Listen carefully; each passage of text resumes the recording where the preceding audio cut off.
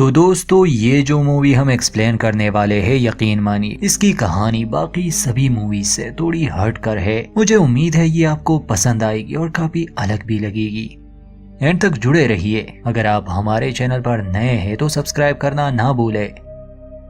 कहानी की शुरुआत होती है तो हम देखते हैं देर रात थी और एक FBI एजेंट जिसका नाम डॉयल था वो पुलिस स्टेशन में आता है क्योंकि उसे ये खबर मिली थी कि कोई आदमी उससे मिलना चाहता है और ये अर्जेंट है, उसके पास खास जानकारी है। तो एजेंट डॉयल अपने ऑफिस में आता है और वहाँ उसकी मुलाकात होती है फेंटन नामी एक आदमी से। उस टाइम फेंटन के हाथ में पूटू थी जिसमें डॉयल और डॉयल की माँ भी थी। अब यहाँ असल कहानी ये थी कि काफी टाइम से एक सीरियल किलर आजाद घूम रहा है। वो गॉड्स हैंड सीरियल किलर के नाम से जाना जाता है। तो FBI उसकी तलाश में थी और काफी टाइम से वो पकड़ा नहीं गया। मगर यहाँ हम किसी सीरियल किलर की कहानी डिस्कस नहीं करेंगे क्योंकि ये उस तरह की मूवी बिल्कुल नहीं है, ये उससे कई ज्यादा इंटरेस्टिंग है। खैर डॉयल जब आता है फेंटन से मिलता है तो उससे पूछता है कि बताओ तुम मुझसे क्यों मिलना चाहते थे। फेंटन जवाब देता है कि मैं जानता हूँ द गॉड्स हैंड किलर कौन है। एजेंट डॉयल जिसे हैरानी नहीं होती और ये पूछता है कि आखिर तुम कैसे जानते हो, हम कई सालों से उसका पीछा कर रहे हैं, आज तक हमें वो नहीं मिला, क्या तुम पब्लिसिटी के लिए ये झूठी कहानी बना रहे हो। मगर फेंटन ये जवाब देता है कि नहीं, मैं जानता हूँ क्योंकि वो मेरा अपना भाई है, उसने मुझे कॉल की थी और मैं श्योर हूँ इस बारे में। अब इस ऑफिस में फेंटन डॉयल को अपनी बचपन की कहानी सुनाने लगता है जो बहुत अच्छी है और हम पास्ट में जाएंगे और फेंटन की पूरी दास्तान सुनेंगे। सबसे आखिर में मूवी का क्लाइमैक्स रिवील्ड होगा जो आपको हैरान जरूर कर देगा। तो चलिए इस ऑफिस से निकलकर फेंटन के बचपन में जाते हैं। फेंटन जब छोटा था उसकी माँ गुजर गई थी, उसका एक भाई भी था एडम। ये दोनों अपने फादर के साथ ही रहते थे। ये ज्यादा अमीर नहीं थे। माँ के गुजरने के बाद ये लोग खुद को अच्छे से संभाल रहे थे। इनके फादर एक मैकेनिक थे। फेंटन और एडम स्कूल जाते क्योंकि फेंटन बड़ा भाई था तो ज्यादा रिस्पॉन्सिबिलिटी वही लेता था, जैसे खाना पकाना, साफ सफाई करना और बाकी घर के काम। उनके फादर भी काफी अच्छे इंसान थे, अपने बच्चों से प्यार करते और बिहेवियर भी काफी अच्छा था, मतलब सब बढ़िया था। मगर फिर एक रात कुछ हो जाता है, कुछ ऐसा जो आगे चलकर इनकी जिंदगी बदल देगा। आधी रात को उनके डैड जो रूम में आते हैं अपने दोनों बच्चों को नींद से जगाते हैं। उन्हें ये कहते हैं कि बच्चों आज रात मेरे साथ एक हादसा हुआ, बहुत ही खूबसूरत हादसा। मुझे पता चला कि इस दुनिया का अंत करीब आने वाला है और ये विजन मुझे फरिश्तों ने दिखाया। मगर हमारे बीच इस दुनिया में डीमंस भी है, ये खुद शैतान ने आजाद छोड़े हैं एक आखिरी जंग के लिए। वो अभी भी शैतान के लिए लड़ रहे हैं, बस कोई उन्हें देख नहीं पाता, कोई पहचान नहीं पाता। गॉड ने बस कुछ लोगों को ही ये मिशन दिया है जिसमें अब हम भी शामिल है और ये हमारे लिए फख्र की बात है कि हमें चुना गया है इस महान काम के लिए। देखो बच्चों, गॉड ने हमें ये स्पेशल काम दिया है कि हमें इन डीमन से डरने की जरूरत नहीं, बल्कि हम इन्हें मारेंगे, इन्हें डिस्ट्रॉय कर देंगे। ये शैतान की सेना है जो इस दुनिया में बुरे काम के लिए आई है, आम मासूम लोगों को नुकसान पहुंचा रही है, पर हम गॉड के सच्चे सिपाही है, इनसे लड़ेंगे, इन्हें इस धरती से खत्म कर देंगे। एक एक करके हम उन्हें इस दुनिया से बाहर फेंक देंगे। फरिश्ते हमें द गॉड्स हैंड कहते हैं और तुम मेरे बच्चों मेरा साथ दोगे इस नेक काम में। अब ये सारी बातें सुनकर एडम तो बच्चा था, वो नहीं समझ रहा था, उसे तो बड़ा मजा आ रहा था। वो कहता है कि अब हम सुपर हीरोज हैं ना, और हमारी पावर क्या होगी पिताजी, हमारे पास स्पेशल वेपन्स भी होंगे ना जिसकी मदद से हम उन डीमंस को मारेंगे। उसके डैड जवाब देते हैं कि अभी एंजल्स ने मुझे इतना ही बताया है कि हम चुने गए हैं बेटा, आगे वो हमें सब दिखा देंगे। मगर याद रखना मेरे बच्चों, हमें इस बात को राज रखना होगा। अगर हमने किसी को ये राज बताया तो कोई ना कोई मारा जाएगा, शायद हम में से कोई, और हम अपने परिवार को तोड़ना नहीं चाहेंगे ना। फेंटन बड़ा था तो वो समझ रहा था कि डैड क्या कह रहे हैं और उसे ऐसा लग रहा था जैसे या तो वो पागल हो गए हैं या शायद उन्होंने कोई सपना देखा होगा। मगर जो भी बातें वो कह रहे थे इससे फेंटन बहुत कंफ्यूज था।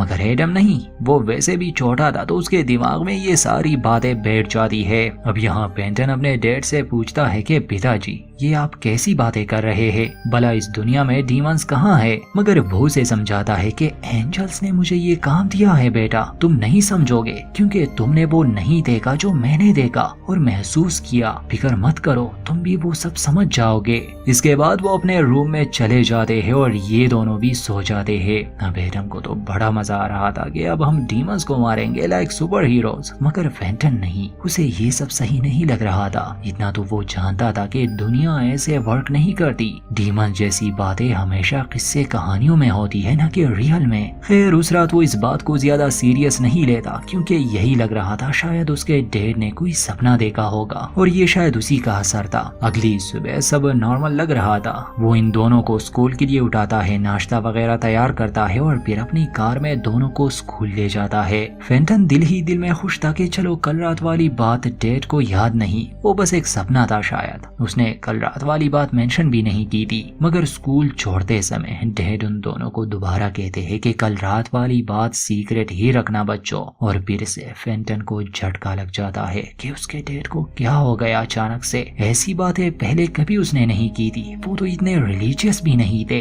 और ये सब इतना सीरियस लग रहा था जैसे वो सच में ऐसा कुछ करने वाला हो। फिर अब फेंटन के डैड हमेशा इस बारे में बात करते रहते थे कि फरिश्ते उसके पास आते हैं और यही कहते हैं कि उन्हें डीमंस को मारना होगा, वो भी गॉड के लिए। ये सब फेंटन के लिए इतना मुश्किल था कि वो रात को अपनी नींद भी पूरी नहीं कर पाता था। हर समय वो इसके बारे में सोचता रहता था कि उसके पिता पागल हो चुके हैं और जब दुनिया वालों को पता चलेगा तो शायद इनका घर बर्बाद हो जाए, इनकी लाइफ भी। रात को नींद पूरी न करने की वजह से फेंटन अक्सर क्लासरूम में ही सो जाता क्योंकि डैड ने ये तो कह दिया था कि ईश्वर ने इस परिवार को खास काम के लिए चुना है और आगे फरिश्ते उसे रास्ता दिखाएंगे। तो कुछ दिन बाद हम देखते हैं जहां उनके डैड अपने कार में कहीं जा रहे थे और रास्ते में एक पुराने फार्म हाउस पर रोशनी पड़ती है। डैड का ध्यान उस पर जाता है, उसे लगा शायद ये ईश्वर की तरफ से इशारा है, तो वो वहां देखने जाता है और वहां थी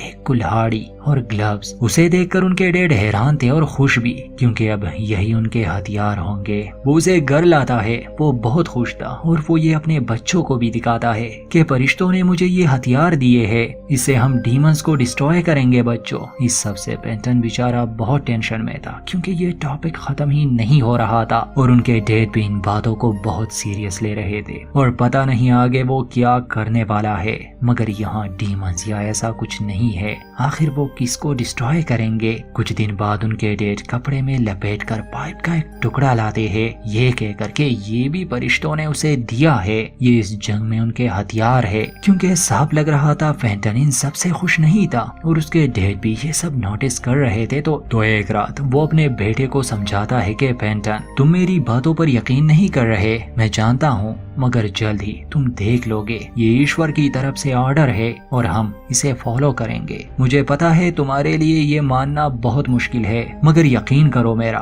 मैं सच कह रहा हूँ। अब यहाँ फेंटन अपने डैड को समझाता है कि आप इन बातों को सीरियस ले रहे हैं डैड, शायद आपने उस रात बस एक सपना देखा हो और ये आपके दिमाग में हो। क्यों ना आप किसी डॉक्टर के पास जाए, किसी ऐसे डॉक्टर के पास जो दिमाग का इलाज करता हो। आप पहले तो ऐसे नहीं थे, मगर उनके डैड थे कि अपनी बात से पीछे नहीं हट रहे थे और बस यही बात कहे जा रहे थे कि हमें गॉड का काम करना है बेटा, हमें डीमंस को डिस्ट्रॉय करना है, उन्हें खत्म करना है। अब यही हमारा मिशन है, हमारी जिंदगी का मकसद यही है। खैर अब बेचारा फेंटन क्या करता, अपने डैड को नहीं समझा पा रहा था। कुछ दिन बाद हम देखते हैं कि उनके डैड जब वर्कशॉप में काम कर रहे थे, उसे एक विजन आता है जिसमें एक एंजल आसमान से उड़ता हुआ उसके करीब आता है। उसके हाथ में तलवार थी जिस पर आग लगी थी। अब ये सब डैड ही फील कर रहे थे, मतलब जाहिर है यहाँ सब उसके दिमाग में चल रहा है शायद, और वो इन सब बातों में इतना खो गए हैं कि वो इसे सच मानने लगे हैं। इस विजन के बाद उसका कहना था कि गॉड की तरफ से उसे एक लिस्ट मिली है जिसमें डीमंस के नाम है और वो उन डीमंस को खत्म करेगा।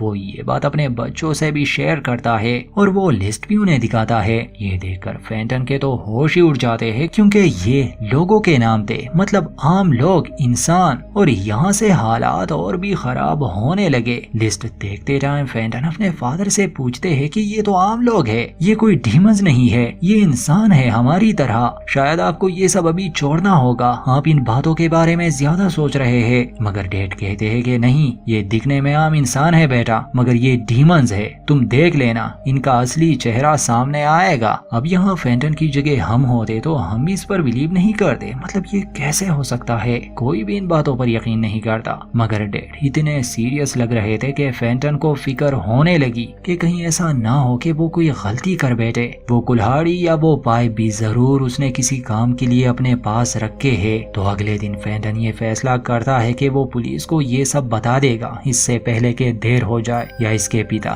कोई गलत कदम ले। मगर वो डर जाता है और पुलिस स्टेशन के सामने से ही वापस आ जाता है। अब काफी दिनों से उनके डैड ने अपने बच्चों को मूवी दिखाने का प्रॉमिस किया था, मगर उस रात वो घर देर से आते हैं। खैर फेंटन अपने भाई को समझाता है कि डैड की बातों में मत आना एडम, ये डीमन वाली बातें सच नहीं है। उनके पास जो लिस्ट है वो आम लोगों के नाम है, ये सारी बातें उसने खुद से बनाई है। मगर शुरू से ही एडम के दिमाग में ये बातें बैठ चुकी थी और वो फेंटन की बात पर बिलीव नहीं करने वाला था, बल्कि वो अपने डैड के साथ था। खैर जब वो सो जाते हैं, आधी रात को उसके डैड घर आते हैं। फेंटन जाग जाता है, मगर ये देखकर उसके पैरों तले जमीन खिसक जाती है, क्योंकि उसके डैड ने किसी इंसान को उठाया था और उसे स्टोर रूम में ले जाते हैं। ये देखकर फेंटन बहुत घबरा जाता है कि ये सब तो सच हो रहा है। मतलब अभी तक तो ये बस बातें और कहानियां ही थी। टॉर्च लेके वो अपने डैड के पास जाता है, जहाँ वो शेड का दरवाजा खोल रहा था। असल में वो एक औरत को लाए थे जिसे उसने बांधा था। फेंटन को तो अपनी आंखों पर यकीन नहीं हो रहा था कि आखिर उसके डैड को क्या हो रहा है। उस टाइम वो फेंटन को कहता है कि बेटा मेरी मदद करो, इसे अंदर ले जाना है। फेंटन तो बहुत शौक था, वो उस लेडी को देख रहा था, अपने पिता को देख रहा था। ये हालात वो समझ नहीं पा रहा था। उनके डैड अपने दोनों बच्चों को वहां लाता है और दरवाजा बंद करके उन्हें समझाता है कि असल में ये डीमन है और हमें इसे डिस्ट्रॉय करना है। हमें वो सीन भी दिखाया जाता है कि कैसे वो इस लेडी को किडनैप करके यहाँ लाया है। पाइप का वो टुकड़ा जो उसे मिला था वो उसके घर में गया। उस टाइम वो बाहर आ रही थी, डैड ने उसके सर पर वो दे मारा, उससे वो बेहोश हो गई और वो उसे यहाँ ले आए और अब वो उसे मारने वाला था। फेंटन बार बार अपने डैड को रिक्वेस्ट कर रहा था कि ऐसा मत करे पिताजी प्लीज, मगर वो जवाब देता है कि नहीं बेटा, ये गॉड की तरफ से ऑर्डर है और हमें इसे फॉलो करना है। उस टाइम उनके डैड उस लेडी को छूते हैं और ऐसा लग रहा था जैसे उन्होंने कुछ देखा और वो बहुत डर जाते हैं। मतलब वो ऐसे ही दिखावा कर रहे थे जैसे उसने उसकी अंदर की बुराई देख ली हो या ऐसा ही कुछ। फिर वो अपनी कुल्हाड़ी लेके उसे लेडी को मार देते हैं बिना ज्यादा सोचे और उस औरत के अपने बच्चों के सामने ही टुकड़े टुकड़े कर देता है। खैर फेंटन बेचारे की तो हालत खराब हो रही थी, वो प्रीसा हो गया था। उस लेडी के टुकड़े टुकड़े करने के बाद वो उसे तेलियों में भरकर एक गार्डन में ले आते हैं और ये गार्डन उनके घर के पास ही था। वो उसके लिए कब्र खोदते हैं और एडम मतलब उसका छोटा बेटा जो इस सब में बहुत इंटरेस्टेड था, वो उस लेडी के टुकड़े उठाकर ग्रेव में फेंकने लगा। मगर उसके डैड ये समझाते हैं कि इसे तेलियों से निकालो बेटा, ये डीमंस है, ये बुरे थे। उस टाइम फेंटन जो वहाँ बेटा रो रहा था कि आखिर ये क्या हो गया। डैड उसे बहुत समझाते हैं कि इस औरत के लिए अपने आंसू मत बहाओ, ये इसके काबिल नहीं और इसके अलावा भी हमें बहुत से डीमंस को मारना है, ये तो बस शुरुआत है बेटा। ये सुनकर तो फेंटन इतना शॉक हो जाता है कि आप और लोगों को भी मारेंगे,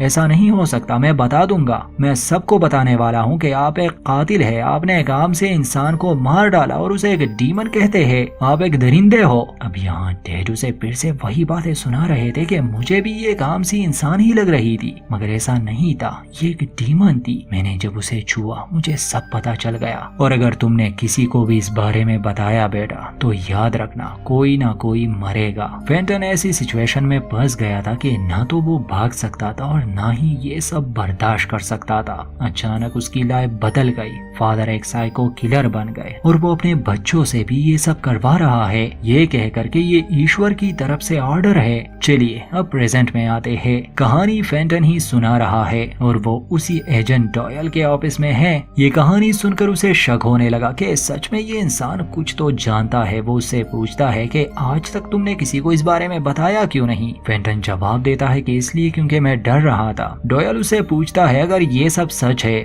जो तुम मुझे कह रहे हो फिर तुम्हें मुझे सबूत भी दिखाने होंगे। फेंटन जवाब देता है कि मेरे पास सबूत है, वो लाशें, वो मैं आपको दिखा सकता हूँ जहाँ हम उन्हें दफनाते थे। अब डॉयल को सबूत भी देखने थे तो उसी टाइम वो फेंटन को लेके उस गार्डन में जाने का फैसला करता है। मगर अब चूंकि वो उस पर ट्रस्ट नहीं कर सकता था तो वो उसे हैंडकफ्स भी पहना देता है और दोनों ही उस जगह जाने लगे। अब ड्राइव करते हुए कार में भी ये बातें हो रही थी। रास्ते में फेंटन डॉयल से पूछता है कि तुमने डिस्क पर अपनी मॉम की फोटो ही क्यों रखी है? तो वो जवाब देता है कि ये तस्वीर लेने के 2 दिन बाद किसी पागल ने उसे मार दिया। तुम्हारे फादर की तरह ही कोई सनकी था वो, और आज तक हम उसे नहीं पकड़ पाए। दोस्तों इनके पास बाद में आएंगे। चलिए उस मेन स्टोरी पर आते हैं। उस हादसे के बाद फेंटन तो बदल सा गया था। मतलब जब से उसके फादर ने वो मर्डर किया अब 1 महीना गुजर गया था। इस बीच तो ऐसा कोई हादसा नहीं हुआ था और ऐसा लग रहा था जैसे ये सब खत्म हुआ हो। फेंटन आज भी गार्डन के उस रास्ते से नहीं आता था जहाँ उन्होंने उस औरत को दफनाया था। खैर 1 महीने बाद जब वो दोनों घर आते हैं उनके फादर एक वैन लाए थे। फेंटन उससे पूछते हैं कि ये किसकी है? तो वो जवाब देता है कि ये हमारी है बेटा। मगर सबसे डरावना फेंटन के लिए ये था जब वो अपने पिता के हाथ में एक लिस्ट देखता है क्योंकि फिर से वो किसी को मारने वाला था। अगले दिन वो तीनों एक सुपरमार्केट के सामने खड़े हो जाते हैं क्योंकि उनका शिकार एक ओल्ड मैन था। यहाँ फेंटन मना करता है कि मैं ये नहीं करने वाला, मैं किसी को नहीं मारूंगा और आप किसी को ऐसे दिन दहाड़े किडनैप नहीं कर सकते। किसी ने देख लिया तो? मगर यहाँ उसके डैड जवाब देते हैं कि नहीं, गॉड हमारे साथ है, फरिश्ते हमारी मदद करेंगे। देख लेना ये सभी लोग अंधे हो जाएंगे और हम इस डीमन को पकड़ लेंगे। जब ओल्ड मैन सुपरमार्केट से बाहर आता है डैड फेंटन को जबरदस्ती ये करने के लिए मजबूर करता है। वो गाड़ी के नीचे अपने पेट की बात करता है। वो ओल्ड मैन भी उसकी मदद करता है और पीछे से उसके डैड उसी पाइप से उसके सर पर वार करता है और उसे वहीं बेहोश कर देता है।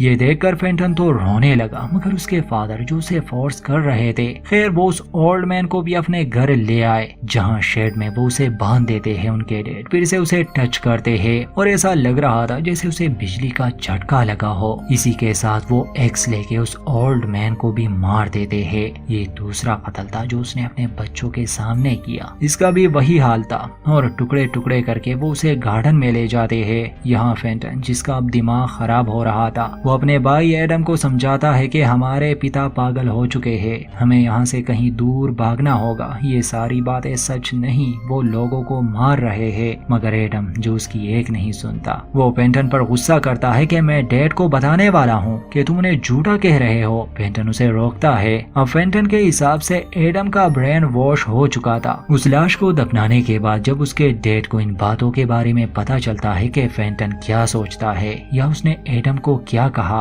अगले दिन वो उसे एक काम देता है सजा के तौर पर। घर के सामने ही वो उसे एक गहरा गड्ढा खोदने को कहता है जो 15 फुट चौड़ा और 15 फुट गहरा होगा। उसे वो 1 दिन में ये करने के लिए कहता है। जाहिर सी बात है जो किसी इंसान के लिए मुमकिन नहीं था, खासकर एक छोटे लड़के के लिए। मगर अब उसके डैड शायद वो फेंटन को सजा दे रहे थे। जाते टाइम वो उसे कहते हैं कि ईश्वर से दुआ करो ताकि वो तुम्हारी मदद करे। मगर फेंटन का इन बातों पर से भरोसा उठ गया था और वो कहता है कि कोई ईश्वर नहीं है और मैं किसी से भी दुआ नहीं करने वाला, और गुस्से में उस गड्ढे को खोदने लगा, वो भी बिना आराम किए। उसका भाई एडम जो उसके लिए पानी लाता था उससे माफी मांगता है कि मैंने डैड को बताया। मगर फेंटन फिर भी उसे यही बात कहता है कि हमारे पिता एक कातिल है, क्या तुम्हें ये नजर नहीं आ रहा? हमें यहाँ से भागना होगा वरना हालात और भी खराब हो जाएंगे। ये सब सच नहीं। मगर एडम का वही जवाब था कि नहीं, वो कातिल नहीं है, वो तो ईश्वर के सिपाही है और जिन लोगों को उसने मारा वो डीमंस थे।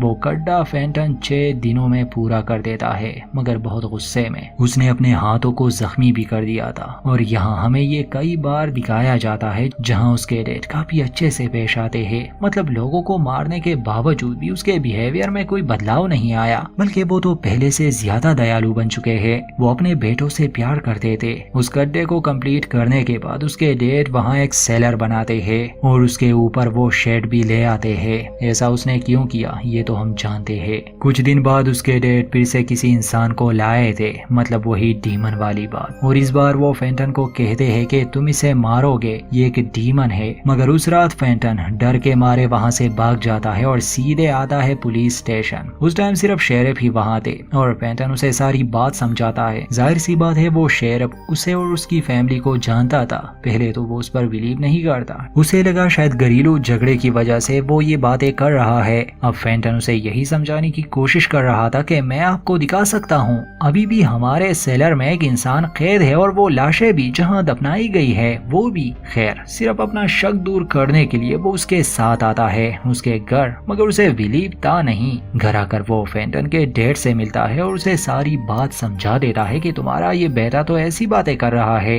खैर यहाँ उसके डैड जो गुस्सा तो बहुत थे, मगर ऐसे ही रिएक्ट कर रहे थे जैसे कुछ हुआ ही नहीं। और शेरिफ भी वहाँ से जाने की बात करता है, मगर फेंटन जो उसे एक बार शेड दिखाने के लिए मना लेता है कि एक बार देख ले। फेंटन के डैड खुद उसे वहाँ ले जाता है। जाहिर है वहाँ कोई नहीं था। अब तो शेरिफ बिल्कुल भी उसकी बात पर यकीन नहीं करने वाला था। वो उसे बॉडीज दिखाने की बात भी करता है। वो वहाँ से जाने वाला था कि फेंटन के डैड उस पर भी कुल्हाड़ी से वार करते हैं और रोते हुए वो उस शेरिफ को मार देते हैं। ऐसा लग रहा था जैसे वो पहली बार किसी को मार रहे हो। खैर वो उसकी लाश के टुकड़े नहीं करता, तीनों से दफनाने के लिए ले जाते हैं, जहाँ फेंटन के डैड बहुत गुस्सा थे, खासकर फेंटन पर। और वो ये कहते हैं कि आज से पहले मैंने किसी इंसान को नहीं मारा, जो कि फेंटन को बड़ा अजीब लगता है। वो कहते हैं कि हम दोनों जानते हैं ये झूठ है, आपने कई लोगों को मारा है, वो भी हमारे सामने, आप एक कातिल हो। उसके डैड बार बार उसे यही समझा रहे थे कि वो इंसान नहीं थे बेटा,